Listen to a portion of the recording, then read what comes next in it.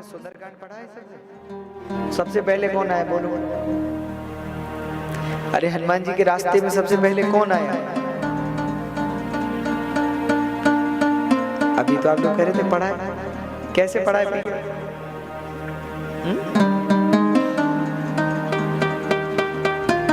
अरे सबसे पहले मैनाक पर्वत आया।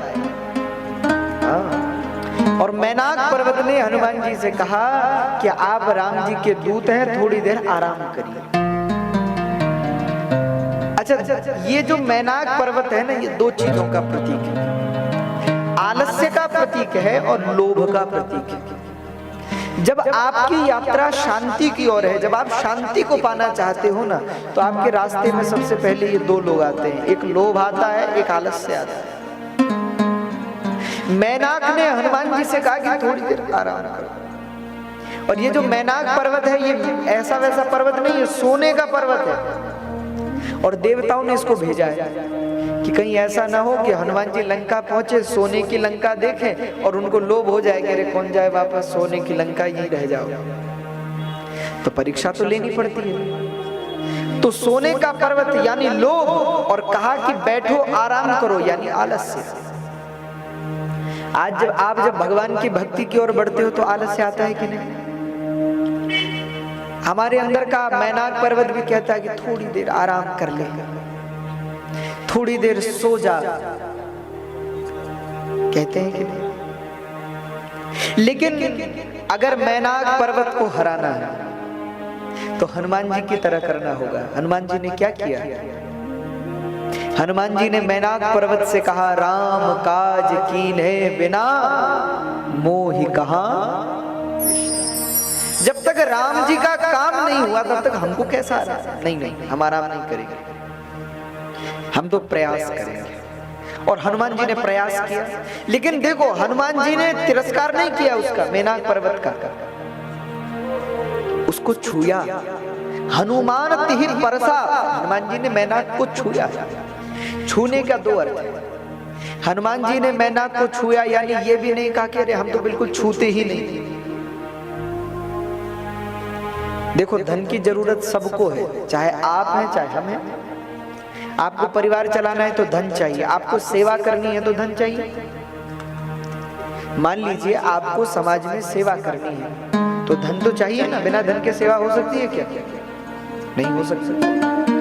लेकिन देखो महात्माओं में और लोभियों में क्या अंतर है? जो लोभी हैं वो पकड़ करके बैठ जाते हैं, और जो संत होते हैं वो हनुमान तिहि परसा। धन को लेते तो हैं पर समाज कल्याण के लिए लगाते हैं, जगत कल्याण के लिए लगाते हैं। वो केवल धन से जगह भरते नहीं हैं, अपितु धन से समाज के उत्थान के लिए कार्य करते हैं, अनेक सेवाएं करते हैं। आप देखो कितने सारे महात्मा हैं जो ना जाने कितने लोगों को भोजन कराते हैं, हाँ, कितनी गौओं के लिए गौशालाएं बनाते हैं, हजारों लाखों हजारों गौएं गौशालाओं में रखते हैं, उनकी देखरेख करते हैं। करने वाले कौन है? महात्मा, संत। तो धन उनके पास भी है, धन हमारे पास भी है, पर हम जमा करते हैं, वो सेवा करते हैं। तो हनुमान जी ने धन को छुया, स्पर्श किया, त्याग नहीं किया, लेकिन बस छुया, पकड़ करके नहीं बैठे। दोनों ही बातें। तो हनुमान जी ने लोभ को हराया और हनुमान जी ने आलस्य को हराया। संत। तो धन उनके पास भी है, धन हमारे पास भी है, पर हम जमा करते हैं, वो सेवा करते हैं। तो हनुमान जी ने धन को छुया, स्पर्श किया, त्याग नहीं किया, लेकिन बस छुया, पकड़ करके नहीं बैठे। दोनों ही बातें। तो हनुमान जी ने लोभ को हराया और हनुमान जी ने आलस्य को हराया। तीसरा, अब जब हनुमान जी आगे बढ़े तो सबसे पहले कौन सी राक्षसी आई? सुरसा। सुरसा आई, और सुरसा ने क्या कहा हनुमान जी से? बोले पहले आपको खाऊंगी। सुरसा क्या है भैया? सुरसा ही समाज की वासना का प्रतीक है। वासनाएं तुम्हें खाना चाहती, इच्छाएं तुम्हें खाना चाहती। तुम्हारे जीवन में जब तुम कभी लोभ को छोड़ दोगे ना, आलस्य को छोड़ दोगे, तो आपके जीवन में इच्छाएं खड़ी हो जाएंगी। इच्छाएं कहेंगी कि भैया ये भी करना है, ये भी करना है, वो भी करना है, ऐसा भी करना, वैसा भी करना, हजारों इच्छाएं आपके सामने आ जाएंगी। लेकिन हनुमान जी ने सुरसा का क्या किया? सुरसा, हनुमान जी ने अपना रूप बढ़ाना शुरू किया। तो अब सुरसा भी दो चीजों का प्रतीक है। सुरसा एक तो इच्छाओं का प्रतीक है आप अगर, और दूसरा सुरसा प्रतिष्ठा सम्मान का प्रतीक है।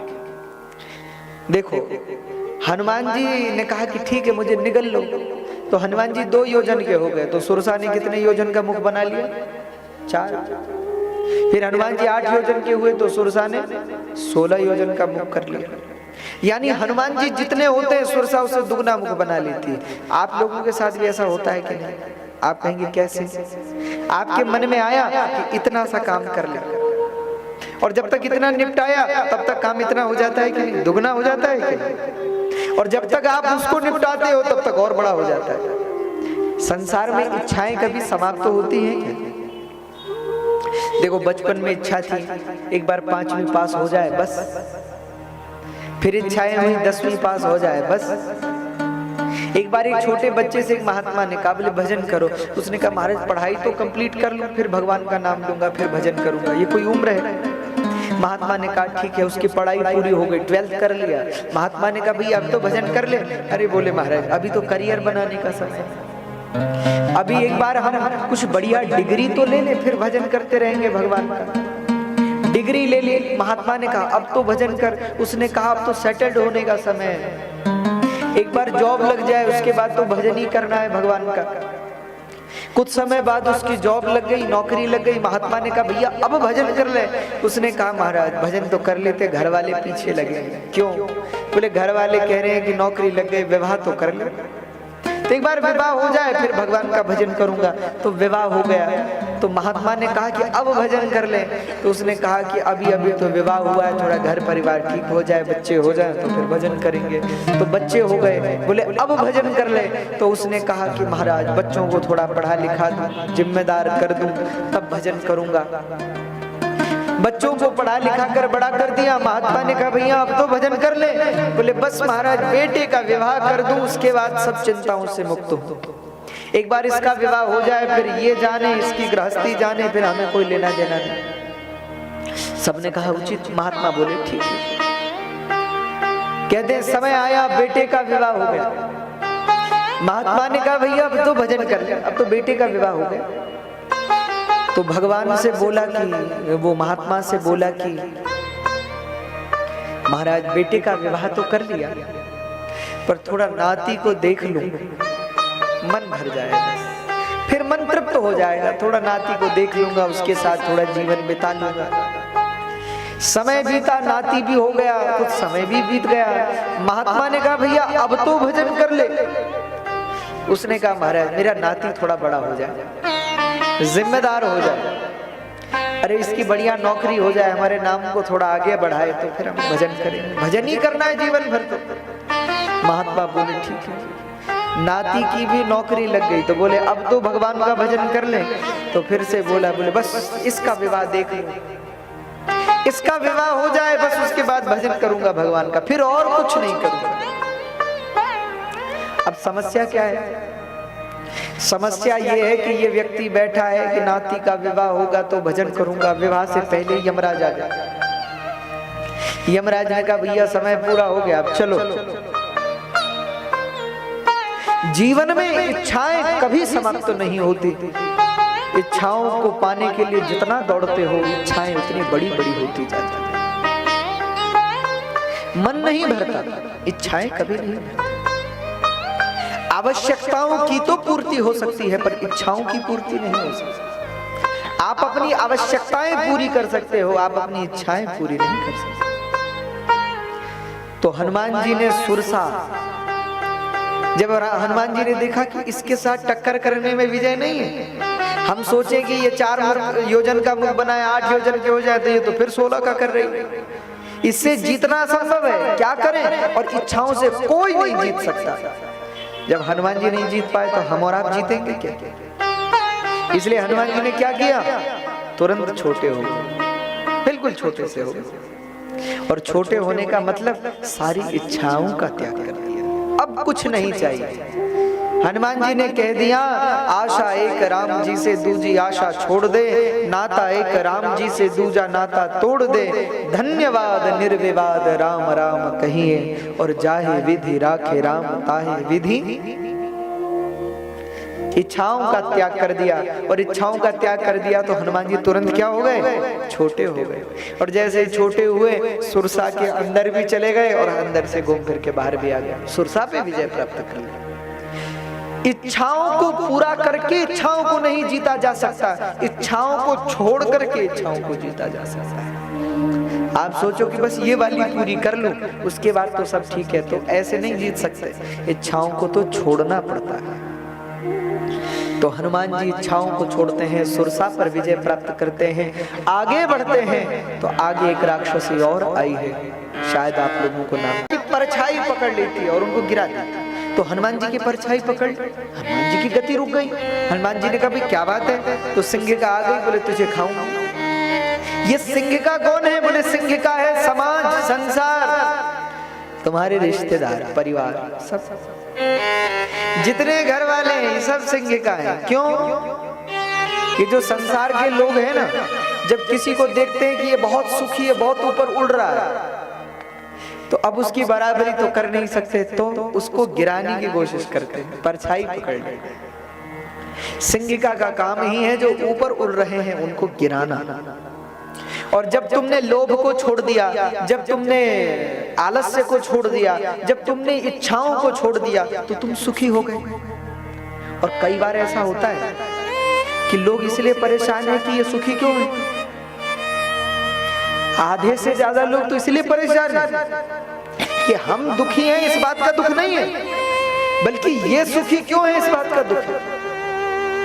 तो वो जब देखते हैं कि आप मुस्कुरा रहे हो, आप खुश हो, आप प्रसन्न हो, आप आनंदित हो, तो वो सोचते हैं कि ये खुश कैसे, क्या करें। तो फिर उसके पैर पकड़कर उसको गिराने की कोशिश करते हैं, उसकी परछाई पकड़कर उसे गिराने की कोशिश करते हैं। और देखो ऐसे लोगों को तो मारा ही जाता है।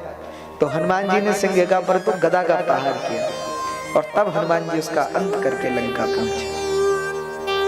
हमारे कहने का आशय है, यदि सीता रूपी शांति को जीवन में प्राप्त करना है तो हनुमान जी की तरह लोभ, आलस्य, ईर्ष्या की परछाई पकड़ लेती और उनको गिरा देती। तो हनुमान जी की परछाई पकड़, हनुमान जी की गति रुक गई।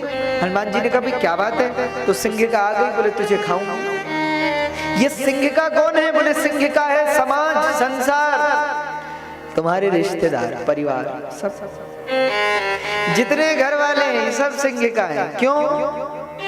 कि जो संसार के लोग हैं ना, जब किसी को देखते हैं कि ये बहुत सुखी है, बहुत ऊपर उड़ रहा है, तो अब उसकी बराबरी तो कर नहीं सकते, तो उसको गिराने की कोशिश करते हैं, परछाई पकड़ लेते हैं। सिंहिका का काम ही है जो ऊपर उड़ रहे हैं उनको गिराना।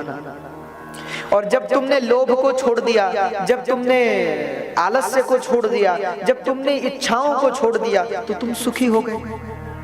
और कई बार ऐसा होता है कि लोग इसलिए परेशान है कि ये सुखी क्यों है।